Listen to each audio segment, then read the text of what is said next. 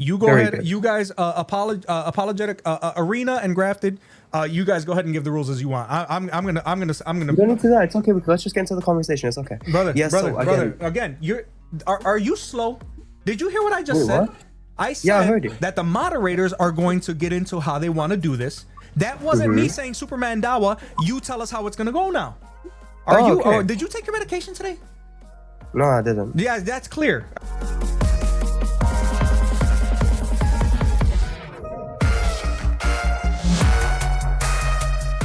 I don't care what you want. I'm reading you what the Islamic dilemma is, and then you Why can are you say so whatever you rude, want bro? to. I've done nothing wrong to you, bro. Because Like, nobody cares the way that you want me to speak. You Okay, guys it's fine. Okay, think let's that you get to come the in argument. here and you audit the way that people speak, and I don't understand it because maybe you're used to that. I get it, but you don't get to come in and constantly talk over people and then think that we're just gonna sit here and listen and do things the way you want us to do on our show. If you want that, then start your own channel, go somewhere else, and you can do that to people. But here, I'm not gonna allow it. All right.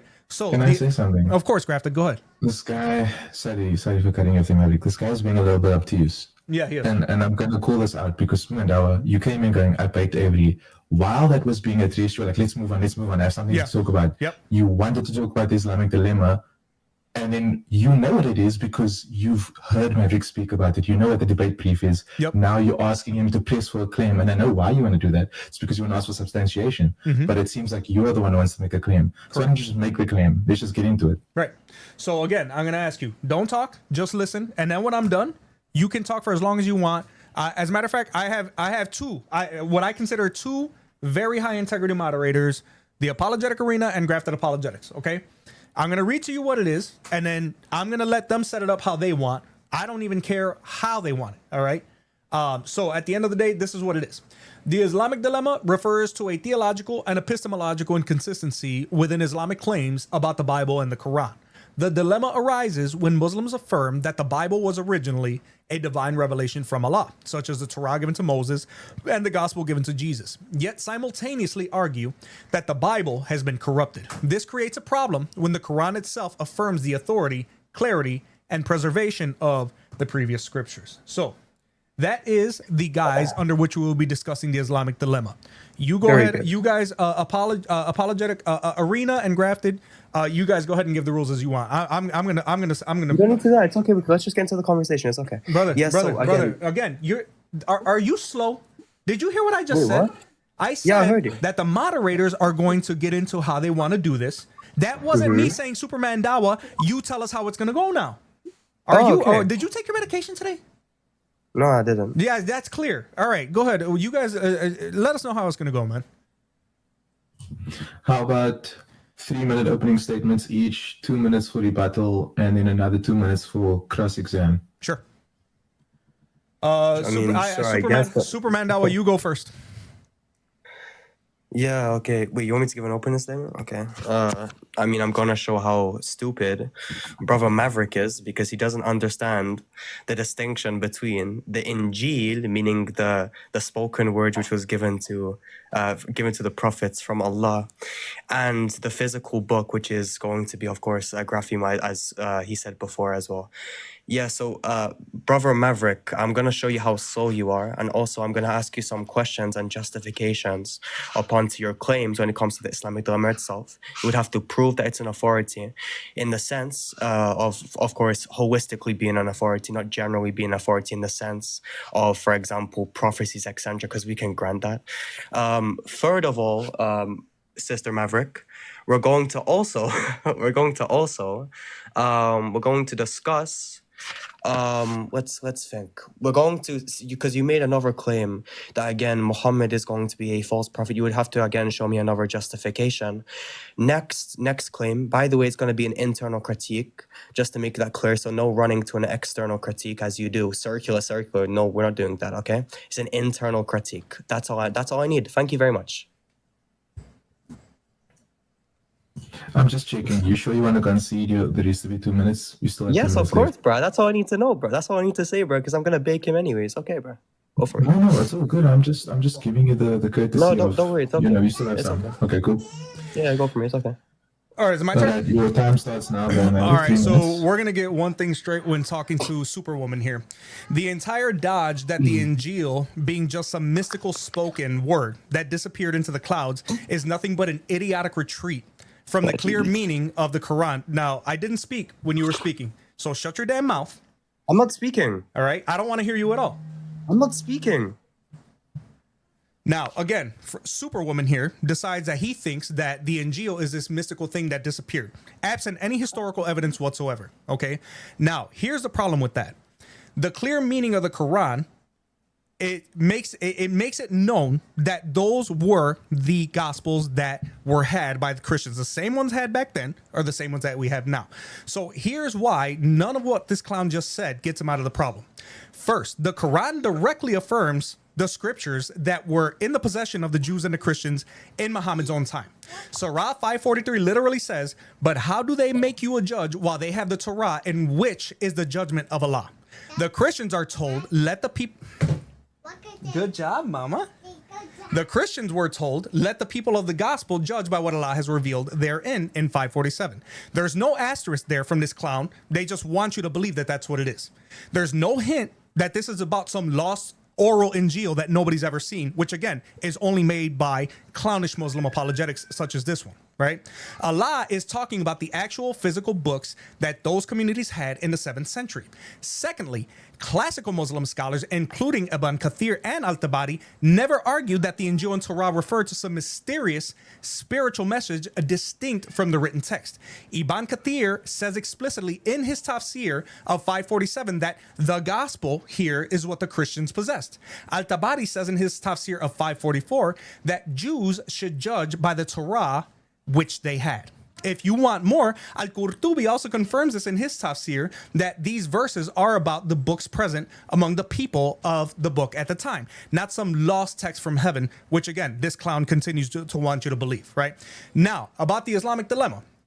If the Bible was corrupted, then the Quran is wrong to affirm it as the word of God, because the Quran tells Jews and Christians to follow what they have. Okay, it's not ambiguous, right? It's about a book between their hands. That's what the Quran says, quote, between their hands, meaning what they literally possessed, not some invisible vanished Injil. If it's not corrupted, then Islam 30 collapses. seconds. Okay, because the New Testament destroys the Quran's theology at every single point.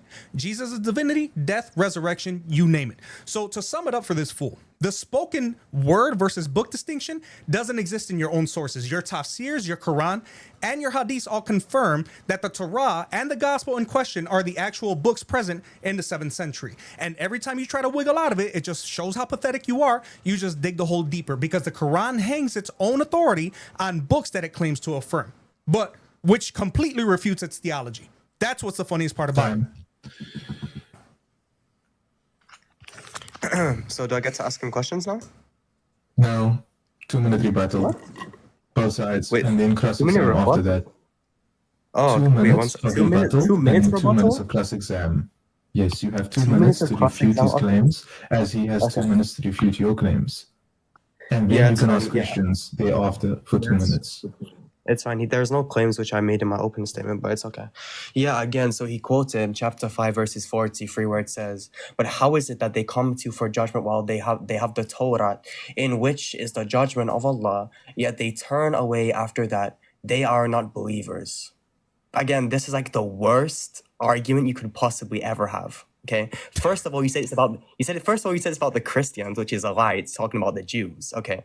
And it's literally saying when it says that they have the Torah, the context from verse 41 to onwards is about the Jews in Medina who would come to the Prophet for judgment in certain matters, but would turn away if it didn't suit their desires. So Quran chapter 5 verse 43 is addressing the Jews judging by the Torah, not the Christians by the Gospels. So first of all, that's a huge blunder. Second of all, the Christians are mentioned separately later in verses 47, where it says, let the people of the Gospel judge by what Allah has revealed in it. Whoever does not judge by what Allah has revealed, they are defiantly disobedient. Again, this is going to be direct to the Christians, while 543 is a clear direct of the law itself, to the Jews. Sorry, when it says judge by the Torah and the Gospel itself, it does not mean they had uncorrupted books. That's just a huge blunder again. The Quran's position is that the original Torah and Injil were revelations from Allah, and by the time of the Prophet, these texts were corrupted, altered, and mixed with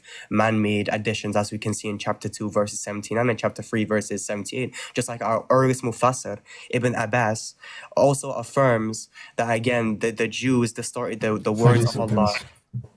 Wait, what? Can I keep Sorry, on? I was just thinking they have 30 seconds. Okay. Wait 1 sec. That's fine. I'll give you the 30 seconds. I was just giving you the warning. I think he lost his place on his script. Oh, no, it's okay. As soon as he starts speaking, I'll just continue the timer. You still there, Dawah? Hello?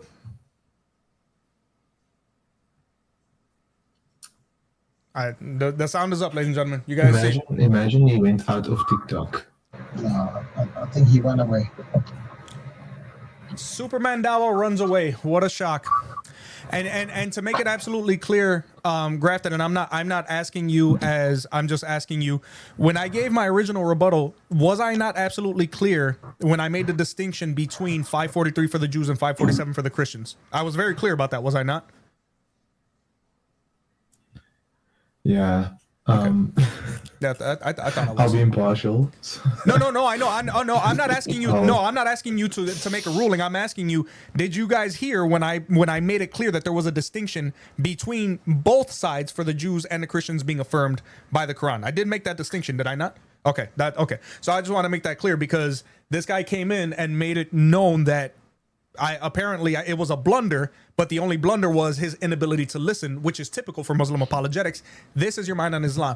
We got 5 minutes into a formal debate being moderated by two amazing apologists, and you know what ended up happening? He pretended like he couldn't hear us anymore. We had the Muslim, the other one, the Muslim was that was Superman Dawah. Muslim Apologetic was in my chat section. He said he wanted a debate. Everybody's been telling me to debate him. I just came in and told him, you guys heard again. I asked him to come in and debate, right? I said, come in now. You're here. Stop coming in the comment section. I have two moderators. You know what he did? He stopped chatting in the chat. But y'all baked me, right? Y'all cooked me so bad. But when it's time for a formal debate, one guy says, I can't believe this guy's trying to formal me at 11 p.m. This guy pretended like his mic cut out, and the other one just stopped typing in my chat. So if you guys are so big and bad, why are you running away now that I have moderators here? Why are you guys running away? Why are you running away, Muslim Apologetic? Why are you running away, Superman Dawah? You know why? Why? They got fried. They know they got, and that's exactly what it is. And I'll make sure to tag all three of them in the YouTube video too. This is Your Mind on Islam, ladies and gentlemen. Cowardly Muslim apologists who don't like the truth. Absolutely, that's insane. That is insane. Scouts wouldn't get flustered by my 30-second warning. That's all I know. Scouts wouldn't get flustered. No, he wouldn't. He wouldn't. He wouldn't. Scouts are the champion. Yes, he is. Amen. See, Jesus is king, baby. Jesus is king. The only thing that's keeping Islam going is Islam is the only religion that promises you sex. Yeah. After that. Yeah. They are dying to get some. And I want to read to you guys. This is and I'm gonna actually make sure that I screenshot this. Look it. So the Muslim Apologetic is here. Look, formal debater still running. At Superman Dawah, ask him to formally debate me. Ask him. So I told him, let's go. I even tagged him in the description.